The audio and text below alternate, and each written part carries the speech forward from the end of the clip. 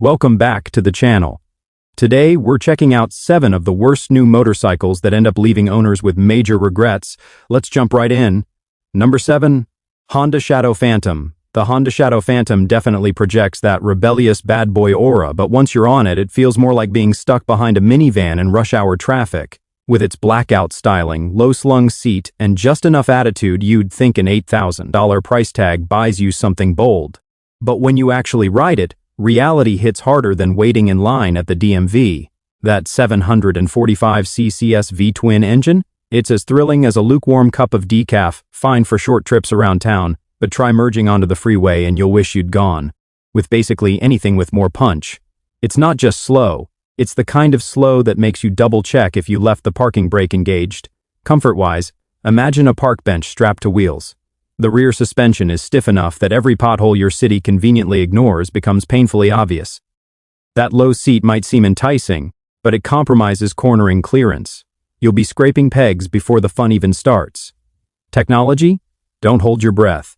No ride modes, no traction control, and on some versions, not even standard ABS. Nearly $9,000 later, you're essentially paying for a speedometer and a heaping dose of buyer's remorse. And resale? It depreciates faster than your excitement after the first week. Bottom line, the Shadow Phantom looks the part but delivers almost none of the substance. You're paying for style, and the ride ends up feeling like a letdown. Number 6. Harley-Davidson Nightster.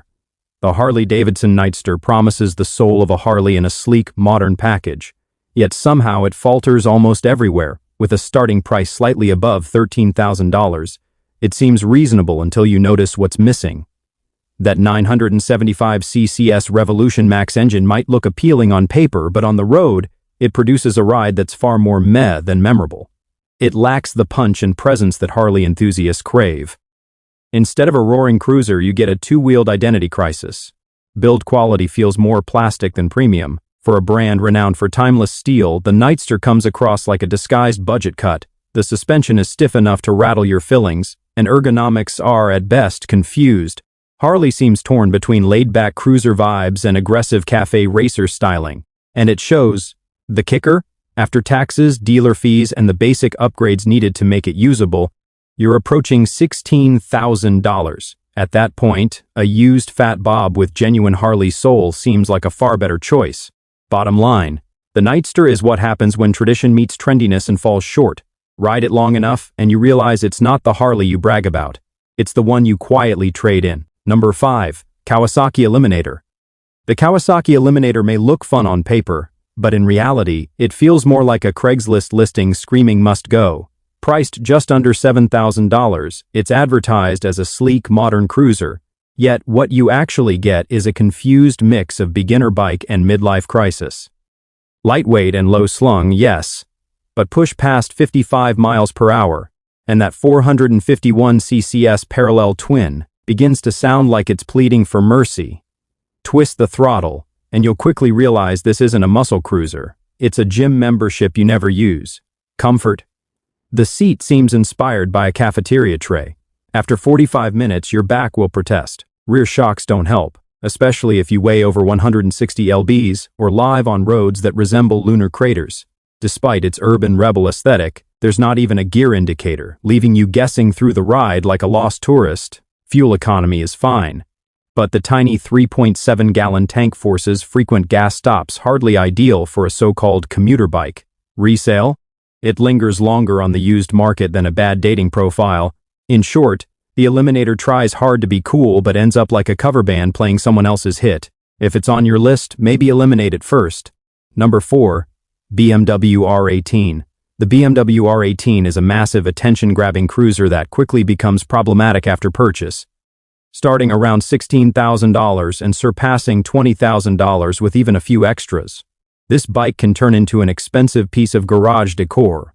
On paper, it radiates retro charm and German engineering, but in practice, it's a bulky, awkward attempt to compete with Harley. And it trips over itself. That 1,800cc Boxer twin delivers serious torque, but city traffic quickly exposes it as overpowered and under-controllable. At nearly 800 lbs, maneuvering in parking lots becomes a strongman challenge. Maintenance is pure BMW.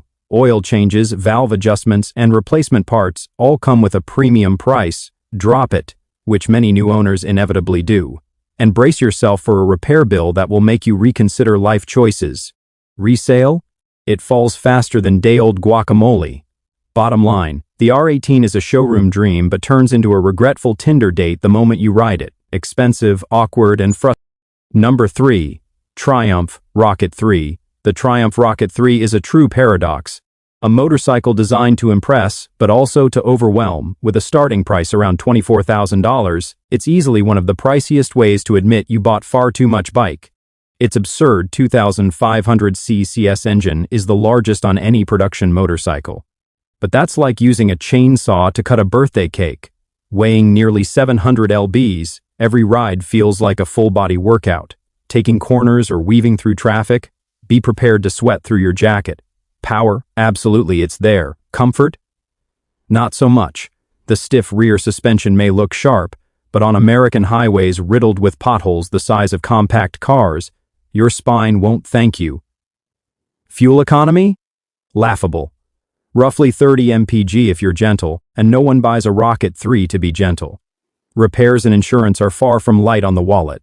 Triumph parts aren't common, and dropping it, easier than you think, brings a repair bill that truly stings. In the end, the Rocket 3 feels like a showpiece trapped in a heavyweight frame. Bigger isn't always better, especially when chiropractor visits come included. Number 2. Harley-Davidson Road Glide. The Harley-Davidson Road Glide is a $25,000 combination of wind tunnel-inspired styling and post-purchase regret. On paper, it's a touring dream. Big V-twin engine, frame-mounted fairing, and signature Harley swagger. But once you sign the papers, the fantasy starts to unravel. At nearly 900 lbs, it rides like a couch with a hangover. Low-speed handling feels like leg day at the gym, and parking it resembles docking a small boat. The infotainment system, impressive in advertisements, seems designed by someone who has never actually used a phone. Glitches, lag, and dropped Bluetooth connections turn long rides into endurance tests. The Milwaukee 8 engine pumps out enough heat to make your legs feel toasted by mile 10. Despite its high price, the suspension barely smooths the ride, interpreting every pothole as a rude wake-up call. Fuel economy? Let's just say you'll become intimately acquainted with your local gas station. And that exhaust note? Loud but less cool rumble and more public disturbance. Resale takes an immediate hit. The Road Glide isn't inherently bad, but it's an extremely expensive way to learn you should have test-ridden more before buying. Number 1. Indian Chief. The Indian Chief is the ultimate example of all show, no go. It looks like a $17,000 slice of American motorcycle heritage, but after a week on the road, it's clear the money went into shiny chrome rather than actual performance. Its 111 CI engine and classic cruiser stance sound fantastic in theory, but in practice, it handles like a barge on asphalt. Weighing nearly 700 lbs, it corners with the enthusiasm of a retired buffalo. Features: time traveled from 2009, no ride modes, no advanced safety tech, and a digital display that makes a flip phone look cutting edge. Ride quality? It feels as if the suspension was designed by someone who believes suffering builds character. Highway rides become chiropractor visits. City streets feel like punishment. And heat, it roasts your thighs like it's prepping a barbecue. Service isn't easy to access either, with a sparse dealer network unless you live near a major city. Parts are expensive and slow to arrive. Resale? It drops like a rock. The Indian Chief may be a beauty sitting in your driveway, but on the road, it's a chrome-covered regret machine. And that wraps up today's video. If you enjoyed it, make sure to like and subscribe for more brutally honest motorcycle content.